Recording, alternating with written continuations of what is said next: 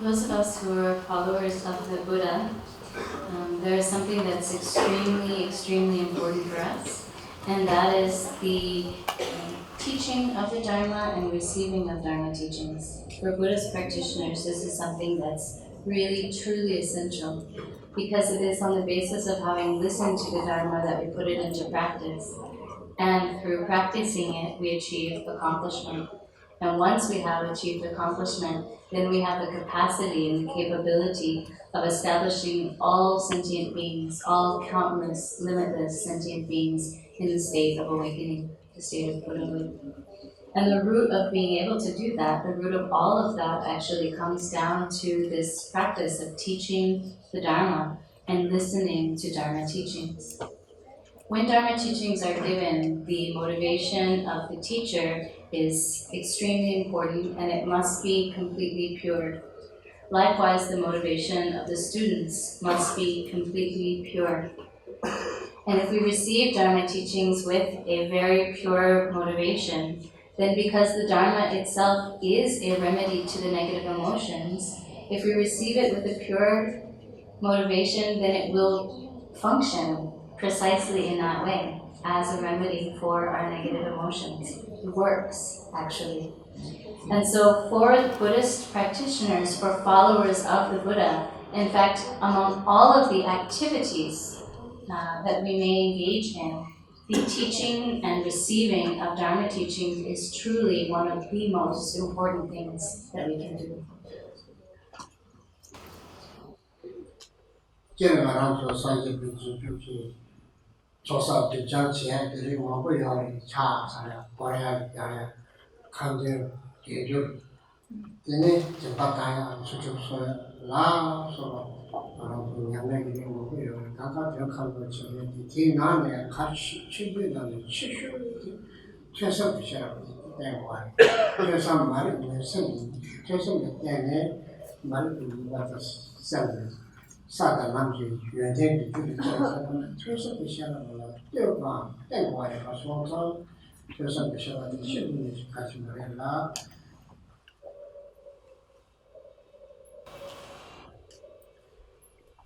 We followers of the Buddha need to exert ourselves in gathering the accumulations of merit and wisdom and purifying our obscurations. There are many, many different ways in which we can gather the accumulations and purify our obscurations. There are practices like, for example, making prostrations or circumambulating, reciting, doing recitations of prayers, practicing generosity, practicing discipline. These are all methods by means of which we can gather the accumulations and purify our obscurations. And all of these practices and many, many others are extremely important. But most important for us, for our practice, is actually to rely upon the wisdom that arises through having heard the teachings and contemplated them. Studying and reflecting on the teachings is essential. It is said that study and reflection is the lamp that dispels the darkness of our ignorance. And so we need to listen to the teachings and we need to contemplate them in order to dispel that darkness, the darkness of our own ignorance, in order that the qualities of the paths and bhumis that lead to the state of awakening, in order that those qualities can arise within our own minds and within our experience. We need the wisdom that comes through listening to the teachings and contemplating their meaning. 말아서 세세연대의 장례, 지간기 세세연대의 장례, 장부 정부 완전 원주 나서고요. 남녀가요. 삼시기요. 대저기요. 내가 시골을 잡았잖아. 아, 류대니 용화만 주시고 우리 용화만 수고하셔가지고 내가 좀 나도 내가 배제하게 원하게 거의 용화만 봐. 결과에 셈시게지 추진을 미대만 대발에서 내가 딱딱 그상황을 좀 딱만 딱든지네 딱 지출이 나와 충격시 못 시작해 제가 네. 맛있게 하거든. 출이 나와 출나고 다다 얘네 반드시 나와 출나고 시작 출이 출수 단다 시작을 하지 출발부터 싸우지만 최선을 시행하나 마주봐 솔라다가 차서와 김바다와 추추서 라서와 장배게 출나게 시도요 출나게 약도요 출나게 시발 약을 잡아라 출수를 시작 출수 시행이 맞춰서 록백로데 말록맞죠 록백로데 가지고 딱 록 대박이 록 미사와는 딱에 딱 주진 록백로데 말록맞죠 말록맞죠는 싫어 세상을 싫어 때문에 얘를 소자 세상을 싫어 떼줄 가르쳐 버려 대야 도마기 때문에 없으면 라니 내가 잡지 못했지 가르네 말이 요축이 세다 말이 요축이 세대 주변에 예 말이 요축이 세워져라 이시주듯이 대답이죠 계획이 내가 개발된 듯이 라니 내가 잡지 듯이 다베치 매상을 듯이 세상과 매사는 것이 되시시단 말이야. 그래서 저희가 당분 바바르 감대를 시작했는데 내가 저다고 스카바치 그냥 스카바치 그냥 냐메 짜와짜와테 가는 거 마 나파다니 메시지 마 시지 마 치고치 다들 마다 수능이 진심으로 하나 자샤 많이 나는 나차다 동나도 랑 부도 말아와 마사와지 주는 마시듯이 부도 마시와지 주는 사람 매랑 부를 하는 게 제동 친구 영화 예수 믿거든 매그 진실 장샤고 그 친구치 내가 셰는 심지어한테 마마셔봐는 내가 son가 심지어한테 친구치시 친구치 내가 대화되면 직장하는 얘는 대비 줄 가래 잡아다 이제 돈이 또 싫어 코나를 떼버려 떼 마셔 정말 좋죠 차상은 이봐 대셔와도 소 동안은 만나서 버려 예속이 동안에 쇠라면 털이 사람이 남아있는 외대나야 니치 여가 있나야 사실도 되지 땅나기 되지 조제기 되지 알아듣는 그 제 알아듣는 그 당시 제이 다 받아 같은 게 도망을 하시지 마도 너는 마기스 남의 이야기 세비처럼 봐도 그러시지 마기스인지 다 동안 나봤나 소반이 호요를 야를 마시아서 대답은 마기스인지도 다마다 탐지집에 공부하는 예면 그런 수그 자체 그 거를 시작하는 다들 말하는 시럽게 맹매도 탑재 강화매도 시럽게 맹다 강화되고 시작하나 다 야스 정신을 비춰봐는 제니 시럽 남으로 다 봐도 사무동만 예래 탑 남으로 다 봐도 인수 발음도 좀 빠르고 대답은 야스 정신을 비춰봐 주술 때문에 장에 강토도 쬐나 마지막 심지어 자주 친구 공부하는 게 찌개지 않다만 샤워서 꼬마야고 유명해는 그런 게라 때문에 최최에 검도 칼 잡아다 최최시는 거 최양도 마찬가지요. 대소서 그런 게 신경을 내서 가르치는 대소사 아주 사기 최최에 갖고 야야 그런 줄거 같아. 대주나마 소화다 거 같아. 제는 거 마음 되는 거야 돼서 저 시든 내서 가르쳐봐도 편하지만 소사 아주 그런 조선이 양식과 윤석이네 말이에요. In the world, sometimes we might think, oh, well, I have got some education and some learning, so I'm so clever, I've gained some wealth, I have some possessions, I own some things, I have a little bit of fame or name or renown, so that we somehow think, I have these things, I have this name and fame, I have some wealth, I'm intelligent, I have some education. Well, we might think like that, but if we really investigate on a more detailed level, even this body is basically borrowed from the 5 elements. We can't keep it. At a certain point, we're going to have to give it back, even this body.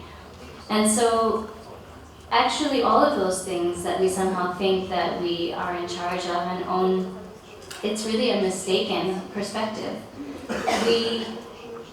We have a body, but it doesn't even belong to us. We have to at some point give it back to the 5 elements. We have a mind, and yet our mind is deluded. Our mind is confused. We think things are real when they're not real. We think things are going to last when in fact they are impermanent. We think that things are clean, which are in fact unclean and impure. And we think that we have a self, and we don't. So we're deluded. These are confused experiences, deluded perceptions. And basically from the moment we're born until we take our last breath, most of us spend our lives deluded, confused, completely caught up in these kind of deluded experiences. We call this the bardo of this life, the intermediate state, which is this life. And it is a state which is one of confusion, delusion. We need to clarify, to purify that delusion. We need to get rid of that delusion and that confusion. And the way to do that is through the wisdom that arises from listening to the Dharma and contemplating it. That's the method for clearing away our delusion, our deluded experience. You can't get rid of your confusion and your delusion. You cannot completely clear that away just by praying. You can't get rid of that just by doing prostrations, just by being generous, just by being disciplined. Just those kind of practices, only engaging in those kind of practices is not enough for truly clearing away our delusion. We have to completely remove the basis for our delusion. Our delusion, our confused experience has to completely fall away. It has to completely collapse. And in order to do that, we have to actually know how we are deluded.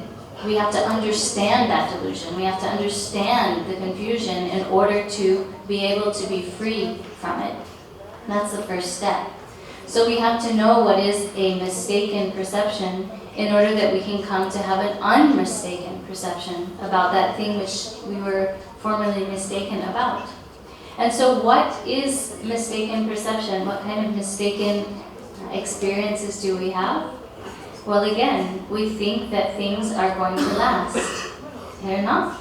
They're impermanent. We think that things are real. That's a mistaken perception. Grasping to impure phenomena as being pure, that is a mistaken perception.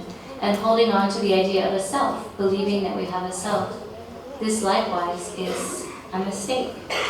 So those are mistakes that we make. Those are incorrect perceptions and experiences that we have. We have to then transform them into unmistaken perceptions, into knowing how things truly actually are. And in order to do that, there is no way but to listen to the teachings and contemplate them. We need the wisdom that arises from study and that arises from reflection. So how, actually, do we go about doing that? Well, in accordance with the fundamental vehicle of the Buddha's teachings, it is taught that when we listen to the Dharma teachings, we should regard ourselves as someone who is gravely ill, who has a serious illness, the illness of ignorance. We're afflicted, we have drunk the intoxicating water of ignorance, and we are drunk on that intoxicating liquid of ignorance. We're drunk, we're deluded, we're sick, we're extremely ill, and we need, of course, a remedy for our illness. We need the nectar, the ambrosia of wisdom, in order to clear away this intoxicating, poisonous water of ignorance.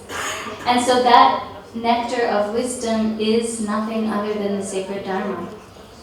So we should regard ourselves as someone who is ill. We should regard our teacher as a skilled physician. We should regard the Dharma as medicine that can heal our illness. And we should regard practicing the Dharma as actually taking that medicine. So these four perceptions are that one should have when listening to the Dharma teachings are quite renowned. And it's very helpful for us actually to listen to those. But here, in this context, in the context of the teachings that we are receiving, actually, on the key points of the view and meditation of the definitive meaning, this is a practice, the instructions that we're receiving now are instructions in a practice that pertains to the Mahayana teachings, the Mahayana Dharma. And so here, when we receive Mahayana teachings, always at the outset of the teachings, we are reminded to bring to mind all mother sentient beings, equal in number to the vastness of space. Mother sentient beings. This term mother is actually really important for us to bring to mind. The idea of a mother's kindness. A mother's kindness knows no bounds. When we think of the way that a mother treats her child, for a mother it doesn't matter if she's hot, it doesn't matter if she's cold, if she's sick, if she's hungry or thirsty. What matters to the mother is her child. She's concerned only that her child is not cold, that her child is not too hot, that her child is not hungry or thirsty. Even a mother will think, it doesn't matter if I die, as long as my child does not die. A mother's kindness is like that. And so the kindness of a mother that she shows physically, verbally, and mentally to her child is unbelievable. It's incredible. And we are meant then to recollect the fact that every single sentient being has been my mother. And that means every single sentient being has been as kind to me as my mother has been to me. And thinking about the kindness of a mother, we should give rise to the wish and the aspiration to repay that kindness. And we should think about the fact that all of my mother sentient beings who are so unbelievably kind, who have been so kind to me, all of them want to be happy. Not a single one of them wants to suffer. And yet, the causes of happiness, which are cultivating love and compassion and the wisdom that comes to a genuine realization of emptiness, those causes that bring real happiness, my mother's sentient beings do not know them. And they get caught up in the causes that bring about suffering, which are nothing other than attachments and aggression and stupidity. These afflictive emotions, they fall under the power, under the sway of these afflictive emotions that result in suffering, my kind mothers. And they experience tremendous suffering. The suffering of being born into the lower realms, which is actually inconceivable and unbearable, the pain that beings experience in the lower realms. And even in the higher realms, being born as a human, as a demigod, or as a god. Yes, we may have some pleasure, but it doesn't last, and it's not real, genuine pleasure. It's just seeming pleasure. It's defiled, and it won't last. It goes away. And so we should think about the suffering that all of my mother sentient beings experience. The pleasures of the higher realms, just like licking honey off a sharp razor blade. When we taste the honey and yet we cut our tongue. That's what the pleasures of the higher realms are like. They're actually suffering. And so we should reflect upon the fact that all of my mother sentient beings, whether they're born in the lowest hells or in the highest peak of existence in samsara, they are never free from suffering. They experience tremendous suffering. And reflecting on this fact should inspire us to give rise to the certainty that we will and we must free our mother sentient beings from that suffering. We should think to ourselves, I will do it. If I don't do it, who will? This is my responsibility to liberate my mother's sentient beings from that suffering. But the problem right now is that I don't have the eyes of wisdom, and I don't have the legs of skillful means. And without the eyes of wisdom and the legs of skillful means, I don't have the capacity to lead all of my mother's sentient beings to the state of awakening. So in order to do that, in order to be able to do that, in order to be able to gain the ability, I myself will take up the practice of the path of a bodhisattva. I myself will come to the realization of profound emptiness, gain that wisdom. I myself will train in the other 5 perfections that constitute the aspect of method in order to gain the ability to establish all sentient beings, my mothers, in the state of awakening. I will do it. I will place them in the state of perfect Buddhahood. So that should be our motivation. And having that kind of motivation when we listen to the teachings, when we practice meditation, if someone is teaching the Dharma, whatever kind of Dharma practice is being done, if it is done with that motivation, then it's real practice. If we do it with that motivation, then it's genuine. And so our motivation is really important because that's what makes our practice genuine Dharma practice. And that's why also in the beginning of the teaching session, we go through these practices of supplicating the gurus, the root and lineage gurus, and being reminded of the motivation at the beginning of the teachings. That's why we receive instructions and we receive a reminder of that again and again. And then at the end of the practice, we dedicate and we make aspirations and prayers at the end.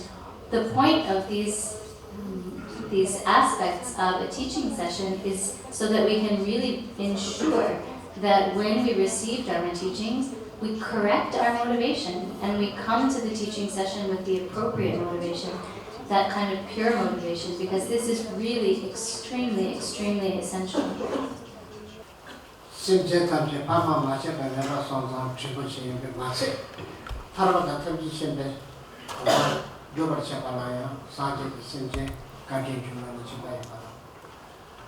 마세 그 심생기 심기 시의 주의 대신에 외발해라 상지고 소라 주의 대신에 외발해 그리고 초도 진입이 마디 마도 상지 심생 이딱 시지바이다 심생탕 상지로 마음의 자주 생각해서 막 따져봐야 막 너나 상지로 지금 그래서 심생탕지 라 당원적으로 상학도 나도 나도 상지까지 특별 수업을 들을 상학 주행하면서 영화상 소서 당만 있어요.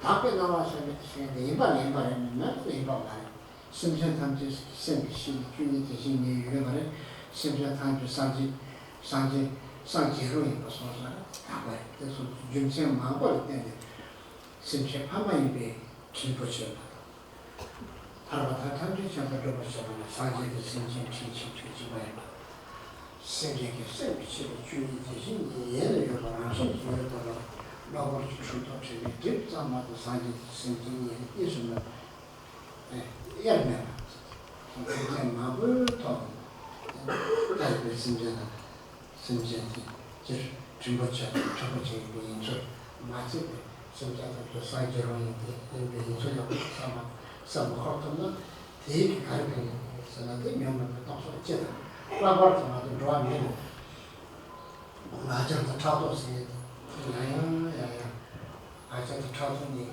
사람 남지 여기 유리 저저 케이크 맞아서 차도 되지 저선 저선 방식 시험 가르치 때문에 야 맞아서 차도 되게 저선때 저선 시험도 맞아 현토선 약도는 차도 현토선 민다바는 념편 그러나 대신도 지금 공부가 연된다 지금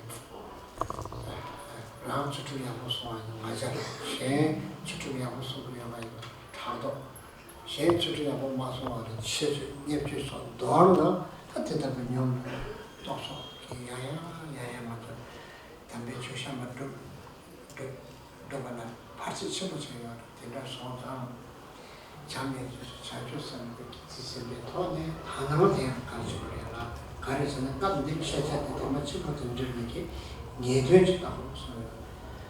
예전지다가 다른 말은 제가 주고 예전지다고 네가 맞아봐 모처럼 얘기하고 태어나죠.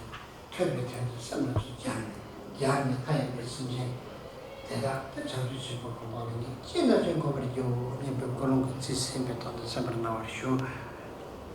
All sentient beings have been our parents. They have been our mothers and our fathers. And for that reason, they've been tremendously, or at that time, they were tremendously kind to us. All sentient beings have been tremendously kind to us. So that's one reason that we should think of them with kindness. And another reason is that if we want to attain liberation and omniscience, actually from that perspective, the perspective of being able to practice and attain this, sentient beings and Buddhas are equally kind to us. Without sentient beings also, we cannot attain the state of omniscience. Another reason is that actually all sentient beings have as their basic nature Buddha nature, suchness. It is the basic nature of every single sentient being without any exception. And it is simply the fact that we, as sentient beings, in our case, that suchness is stained by temporary stains that can be cleared away. And when those stains are cleared away, actually, we are nothing other than Buddhas. So in fact, the only difference between the basic nature, there is no difference between the basic nature of sentient beings and Buddhas. Simply that in the case of sentient beings, that basic nature is obscured by temporary stains. And therefore, we can say also, that all sentient beings have the capacity to awaken to Buddhahood. All sentient beings are in some sense future Buddhas, future bodhisattvas, male and female bodhisattvas, future male and female arhats. All sentient beings actually are future Buddhas because we all have this capacity to attain the state of awakening because we all have the same basic nature, this basic Buddha nature. And thinking about this, then we should train in pure perception. training in having pure perception towards every single sentient being without any exceptions. This, of course, is a practice that pertains to the Vajrayana, but in the Tibetan tradition of Buddhism, we practice the Buddha Dharma in terms of all three vehicles of the teachings, including the Vajrayana. And so we train in pure perception. And training in pure perception, we shouldn't think that we're somehow making things up.